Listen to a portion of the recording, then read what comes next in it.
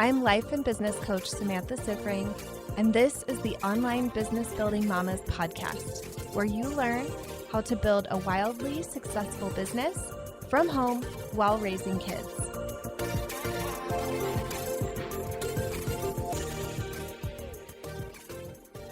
Welcome to episode 53 of the Badass Mother podcast.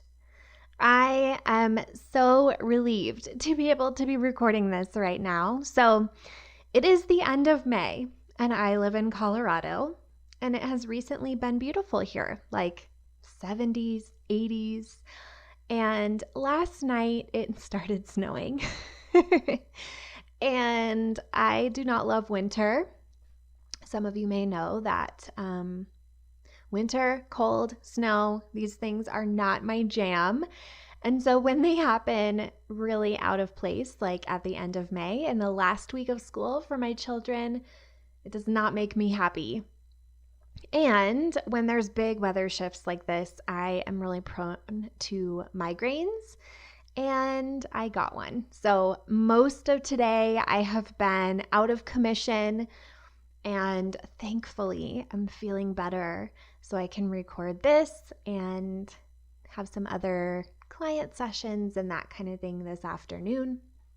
So here I am. I did have a moment of panic though, thinking, oh no, what if I can't record it and I'm not going to have an episode up for Wednesday morning? But here I am. This is happening. All right. So today's episode is inspired by something that I've started doing in my Facebook group. So by the way, if you are not in my Facebook group yet, Online Business Building Mamas, I would love to have you over there. It's totally okay if you are not a mom.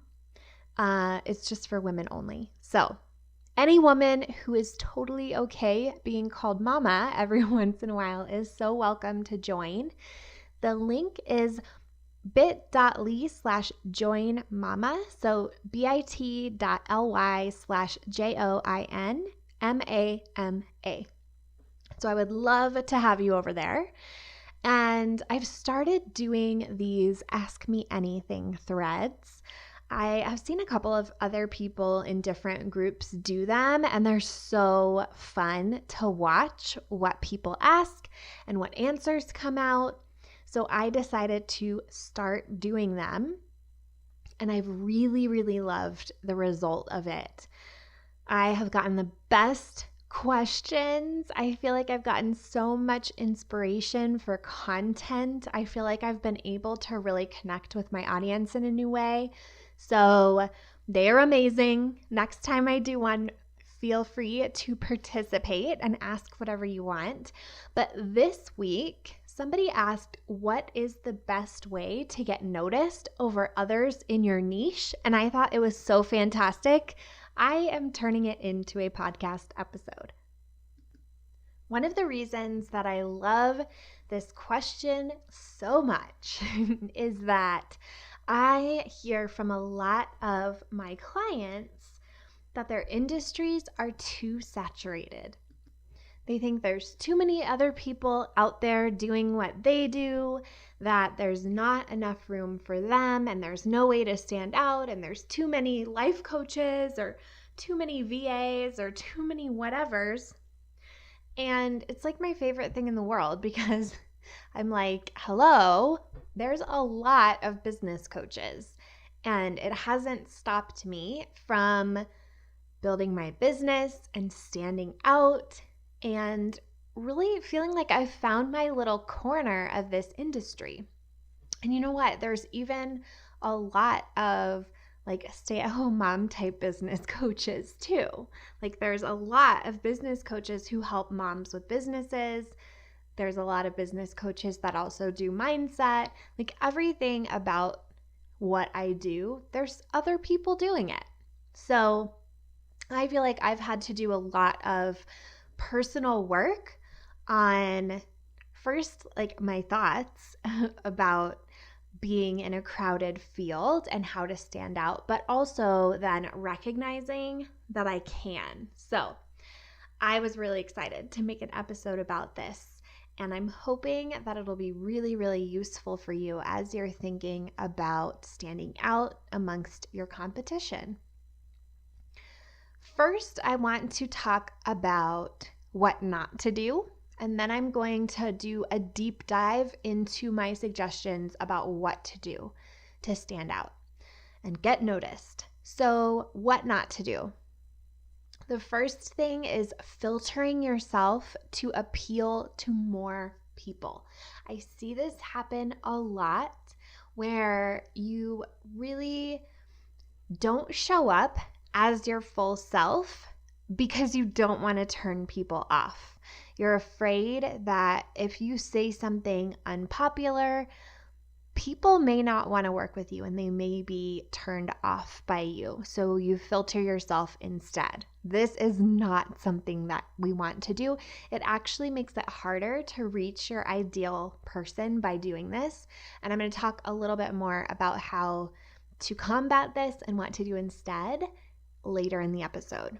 Another thing not to do what everyone else is doing just because you think it's the right way. Like if other people are doing it, that must be the right way to do it. This is a recipe for disaster. You have to listen to your own intuition to be successful. That is my belief, and I have seen it work time and time again for all of my clients. And when my clients or I have tried something just because other people are doing it, it has not been as successful as following the thing that we really wanted to do to begin with. I also don't want you assuming that other people in your space know better than you. I don't want you to think that they are better than you. And I don't want you to fall into this trap of holding yourself back completely because you think it's all already been said and done better than you. There is room out there for a lot of different voices, and chances are there are people out there who just don't resonate with your competition and they're looking for something different. And I look at it as our duty to build our own visibility so those people can find us and be able to work with somebody that they really, really resonate with, instead of settling for somebody who's like kind of an okay fit. So I really encourage you not to hold yourself back with your own thinking that you're not as good as the other people in your field. Finally, do not assume that the other people in your niche or field are successful based just on what you see. So there's a lot of ways to talk about what you're doing and your success that maybe sounds a little bit better than what it is. So a lot of times people talk about their sales amounts versus cash received. Sometimes they'll even talk about revenue, like actual cash received, but not talk about their expenses to get there. So there's just a lot of smoke and mirrors, really. And sometimes people just have amazing graphics and like no clients. You know what I mean? Like you really don't know the truth of somebody else's business. So do not get into this place where you're holding yourself back, you're beating yourself up, you're doubting yourself because of what you're seeing in the space and what you think other people are up to in your space. A lot of times I will see some of these numbers out there amongst my competitors, and I'll be like, oh my gosh. And then I'll think about it and be like, wait a minute, I did that too. So a lot of times when we're doing our little comparison thing, we aren't really seeing the full picture. So don't do that. The comparison thing is never going to serve you. It's usually a trick our brain is playing to make us feel bad. So do not fall for that trick. Now let's talk about what to do to stand out. I'm really excited. I think these are like the best things ever. So I can't wait to hear what you think and can't wait to hear which ones you are implementing. My first one, be better. Ask yourself, what do I need to do to stand out and be better than all the competition? I said this in the AMA thread that I did, and what I included was, do not accept whining or negative self-talk here. Demand a real answer for yourself. We get into this place where we ask ourselves great questions, like, what do I need to do to stand out and be better? And then our brain slips in and is like, I can't be better. I'm not as good as all those other people. I can't do it. I should just go get a job. And I don't want you to do that. I want you to think creatively. I want you to block out the negativity and really ask, how can I be better than everyone else in my space? I love that question. I think you can come up with some really amazing ideas when you are thinking that way. This whole concept of being better requires managing your mind and your thoughts about where you fit in your industry. A good example of this, as you know, I find a lot of my clients on Facebook. And when I first started my business, other people's Facebook groups were the place for me. I still do this sometimes. I will go into other groups and provide value and answer questions and that kind of thing. But you know those threads where somebody asks something and there's like 150 comments already before you even get there?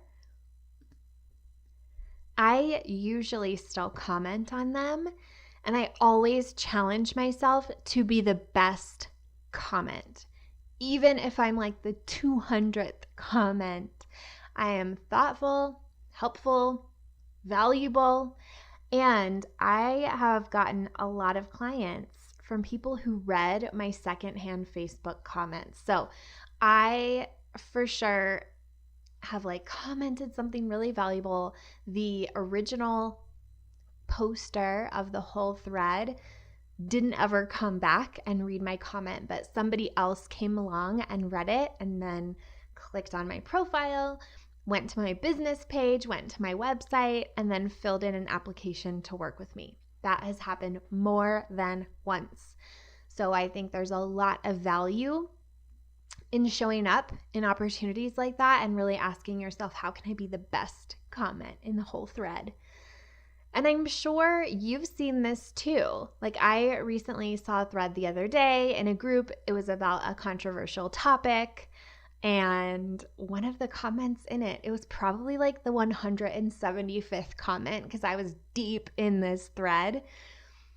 And one of the comments was so on point and so good. Like, I didn't just love it. I then friend requested the person who wrote it and sent her a message and was like, I just saw your comment on this thread and it was so on point. I had to be friends with you. And she thought it was amazing. And now we are Facebook friends. So people are reading, even a million posts down. So that is a perfect example, I think, of how can I be better? How can I stand out? One last thought about this. Sometimes better means being the one who shows up or is consistent. So there are a lot of people in my space who are not super consistent, who maybe don't show up in their Facebook groups, that kind of thing. And I'm committed to being really active in my group, and I really stand out, and my group really stands out because of it. So always be thinking, how can I be better than the standard in my industry, in my niche? The second way to stand out, go deep and all in on who you are. I love this. I love playing up your quirks. I love showing them to the world, because the one and only thing that no one else in your niche can be, that only you can, is you. This requires a mindset of loving and appreciating yourself and who you are. This means not being afraid to embrace and celebrate your quirks and really sometimes let the freak flag fly. My coach has a crazy laugh and I love it. Whenever she does it on a live or on a call or on her podcast, it cracks me up and I'm sure it drives some people crazy. And I love it. I can't get enough of it. It's so unique and so her. So that's one example of this. One of my quirks, I have many, but one is I come up with the most crazy analogies ever, sometimes related to the Bachelor franchise TV shows. And my clients think that these analogies are pretty funny, I think. Hopefully they do. No, but seriously, they love it. And it really, I think, helps to like cement the learning to have crazy analogies. So that's one of my quirks. Another thing that I can't get over is the one thing that I've talked about on this podcast that people seem to remember and talk to me about the most is last summer, I talked about there being a bear loose in my neighborhood and me being scared to go on a walk. And I still went and I was like, if you don't hear me on the podcast next week, that's why. And people still talk about the bear that was loose in my neighborhood. So I just share, like my real life, real things, who I really am, my personality. I mean, I don't have, a crazy personality or anything, but I definitely have quirks. I have those things that make me weird. And I think the more that we are willing to show up and be our real selves and be totally unapologetic about who we are and like say the strange thing, do the goofy laugh, talk about the weird thing that was on our mind, the more it magnetizes our people to us. I have another example of this along the lines of being unfiltered. One of my really good friends, Melissa Rhonda, she was on, I think, episode 2 of this podcast. Her business exploded when she fully stepped into who she was and rebranded her business. So she shifted to Bad Bitches Losing Weight. That is the name of her podcast and her group.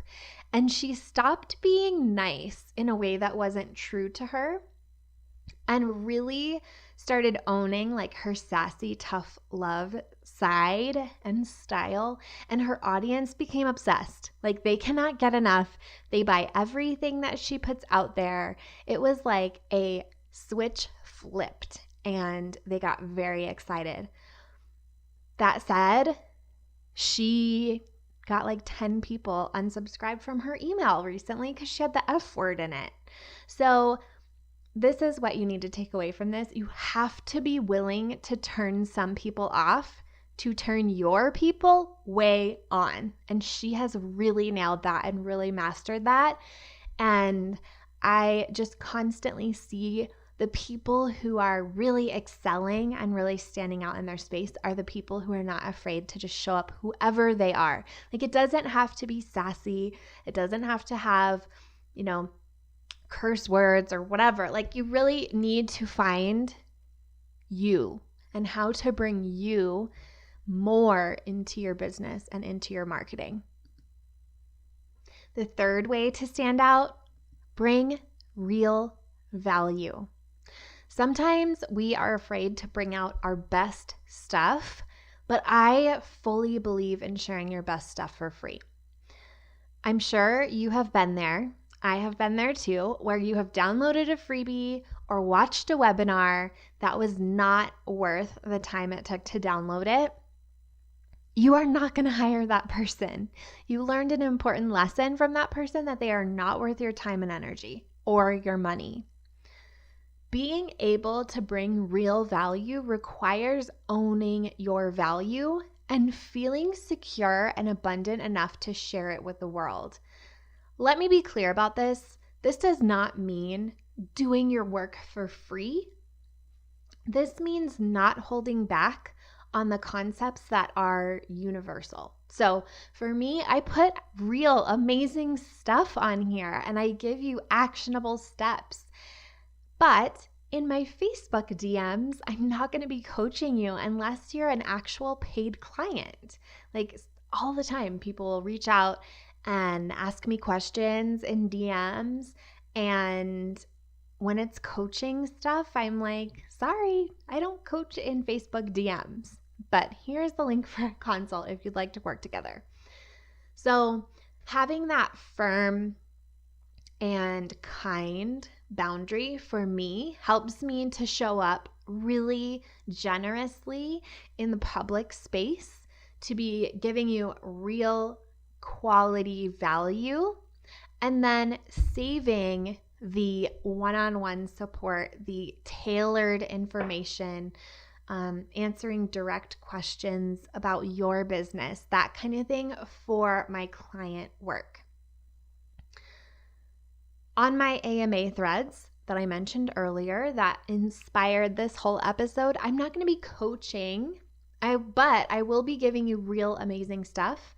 And it's just a one question per person, and it's out for everyone to see. So it's more like a marketing tool for me than just free coaching for you, if that makes sense. Here's something that I learned from Brooke Castillo, an amazing, amazing coach, definitely somebody I consider a role model and mentor in my life. And this has always stuck with me. If your free content gets someone results, they will know that you can help them. It's an excellent way to build that know, like, and trust factor, because when they're thinking like, I wonder if somebody can help me, they're not going to be wondering that about you because you already helped them.